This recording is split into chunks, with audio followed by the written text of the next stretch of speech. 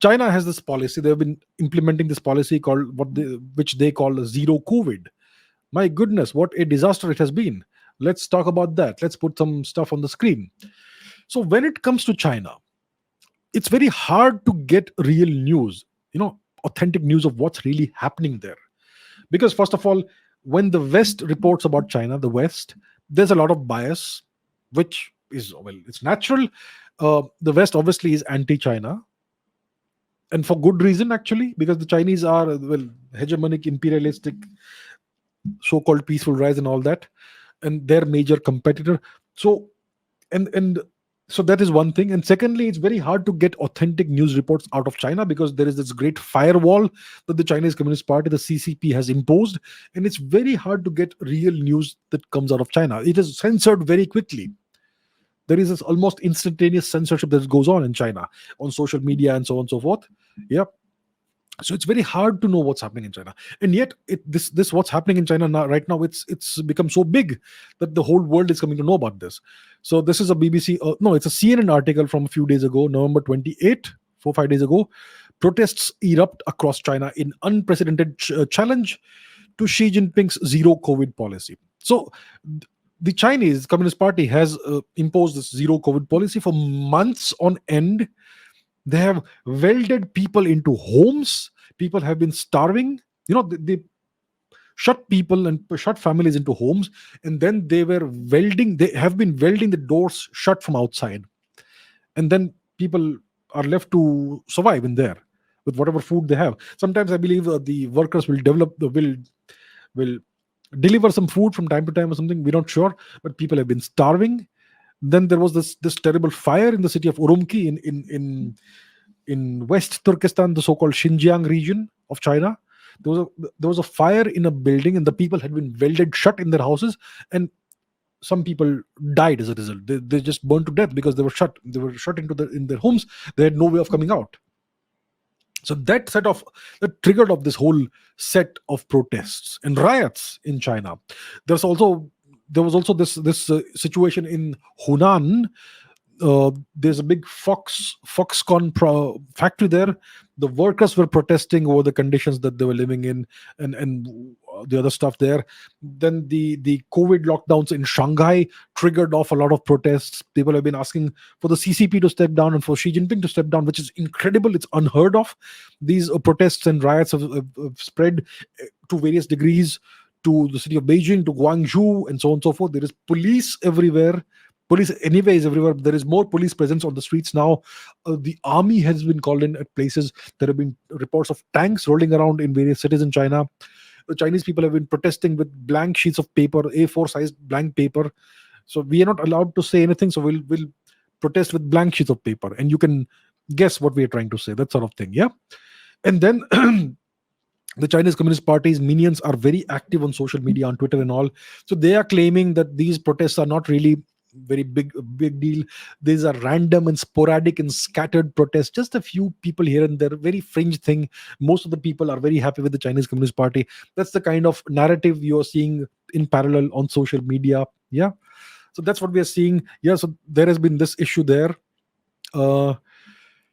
This is a map of of the various locations where these protests were happening.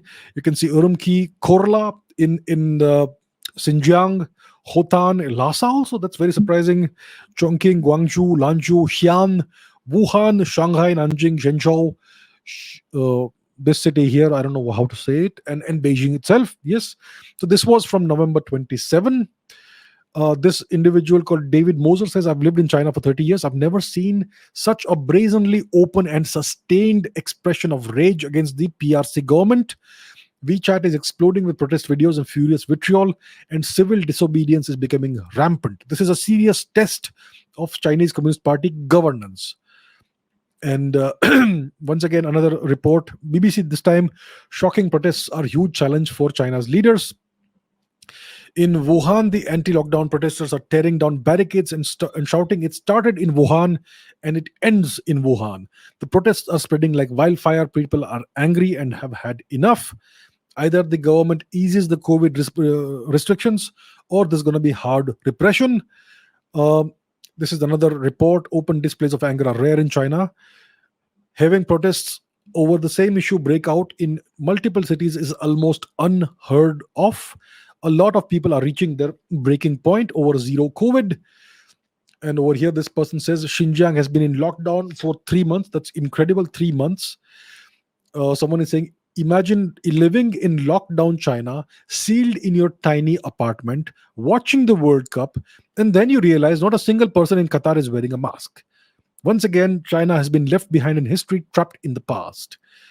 Zero COVID has done more than anything to destroy the concept of rule of law in China. Every neighborhood now enforces random, chaotic, totalitarian restrictions. Whoever is the person in charge decides what should be done. The very idea of the rule of law has disappeared from the population. uh, China's zero COVID policy will go down in history as one of the greatest mistakes of the 21st century. It's obviously stupid and evil. It makes people speculate about the real motivation behind it. China has been destroyed by zero COVID. Many Chinese friends who talk to me about their despair and misery and the horror stories coming out of China. Zero COVID is destroying many Chinese lives. Not safe. China is not safe. Random lockdown chaos, organ harvesting, and so on and so forth. Yeah. And over here, the US mission in China is calling on its citizens in the country to keep a 14-day supply of medications, bottled water, and food for yourself and any members of your household. So this is the kind of stuff. This is the kind of activity that's going on in China. That's the kind of news that is emerging out of China, right? So there, it seems that the whole nation is in turmoil. Spontaneous protests happening everywhere. The question is, are these protests spontaneous truly, or are they engineered somehow? Are they engineered? If they are engineered, where are they engineered from? The obvious suspicion. See, look, I'm sure you all know. I am no great fan of China. You know that China is India's number one threat, essentially. Yeah. But we also have to ask ourselves what's really happening there. Are these protests really spontaneous, or are they engineered from within or without?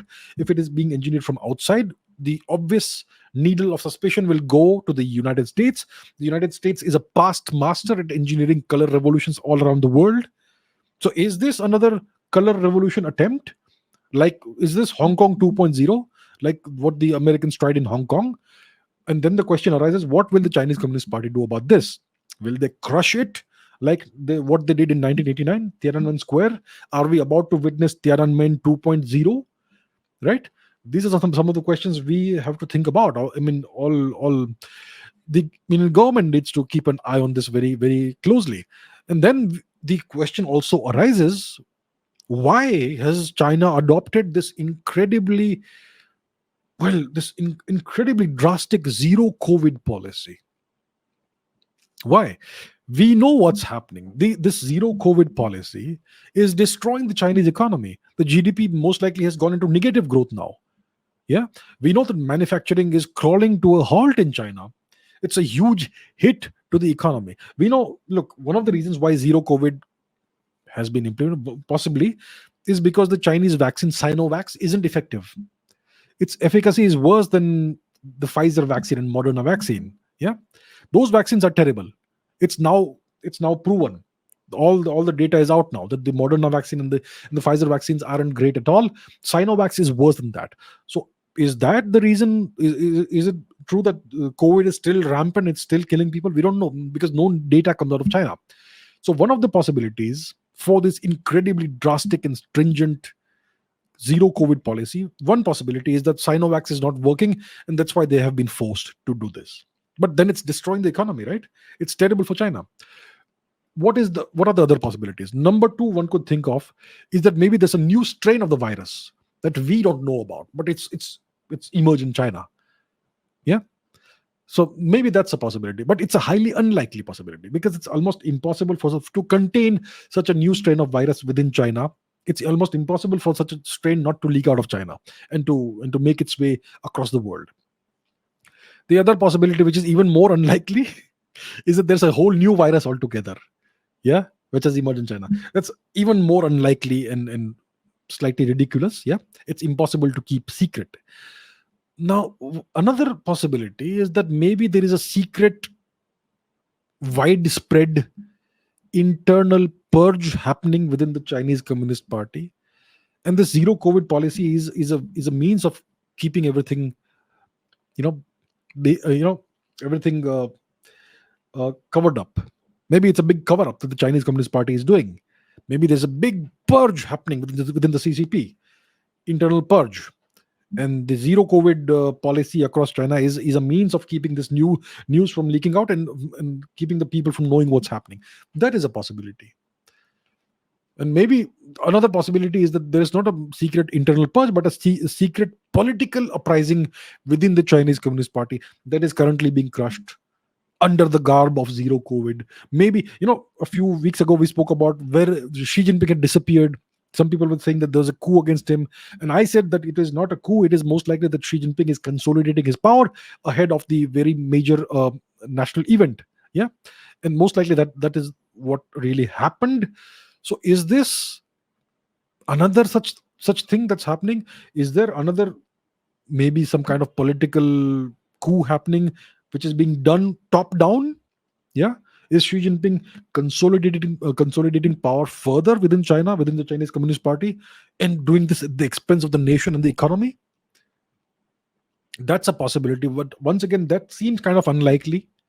But we have to keep all the possibilities in mind. What is the next possibility? I can think of one more possibility. Even this sounds outlandish. Are the Chinese trying to decouple their economy from the US and from the West? Are they trying to move from an export driven economy to an economy that is driven by internal consumption, an internal consumption based economy, in which they will use Africa and the so called global South for resources, and then eventually they will start trading only with the global South, a complete decoupling from the US and the Western economy? That is extremely outlandish, but one should also keep that in mind. The de-dollarization that some people talk about. So this could be in line with what some things that we're already seeing: the bifurcation of the world order, which is this emerging bifurcation of the world order. Move away from the US dollar, move towards a BRICS plus plus kind of world. So then you will have two parallel systems in the world: the US whims based world order, rules based world order, and the BRICS system. Two parallel economies, two parallel systems, and then we will see who comes out on top. A new Cold War, like in the 20th century. Is that what the Chinese are trying to do? We don't know. These are the various possibilities I can think of. What is really happening, I don't know, and I'm not going to make predictions. But I think one of these possibilities could be closer to the truth than the others. So I think there could be some kind of move towards a BRICS plus kind of world, but I find it rather unlikely that the Chinese would deliberately sabotage their own economy to do such a thing. So it's not quite sure right now what's happening. What is 100% certain is that the Chinese economy is stagnating. Yes, the Chinese birth rates have fallen drastically in the past 2 3 years. The total fertility rate is close to 1 than 2. Yeah, so there's a lot of turmoil happening in China, and these are not good things for China. So the economy is stagnating, the GDP is contracting, it could even be in negative growth now, which means it could be contracting. Manufacturing has taken a huge hit, the economy has taken a huge hit. Society is kind of under lockdown for the longest time. People are getting really frustrated, the frustration is boiling over. These are turbulent times for China. Is it happening because of the policies of the Chinese Communist Party and Xi Jinping, or is it because of external interference in China? We still have no clarity about these things. But it's very important from India's perspective as well, because if the situation kind of threatens to go out of control in China, you could see some you know things that you don't want to see. For instance, the Chinese leadership, if it gets desperate, they might try to provoke a war with a neighboring country and use that as the pretext to tell the people of China that we are your legitimate rulers, and to re-establish their legitimacy in the eyes of the population. These things I've spoken about before. So it is extremely important for India to keep a very close watch on what's happening right next door in China. in Chinese occupied Tibet and further beyond, because all of that is going to affect us. Yeah. So that is the situation in China. Still no clarity over what's happening, why the Chinese are doing this when the whole world has essentially moved on from COVID, why they are adopting this extremely drastic, stringent, draconian zero COVID policy, which is really, I mean, obviously, causing so much, so much pain in China. So we still don't have the answers, but we're gonna keep an eye, a very close eye, on what's happening in China.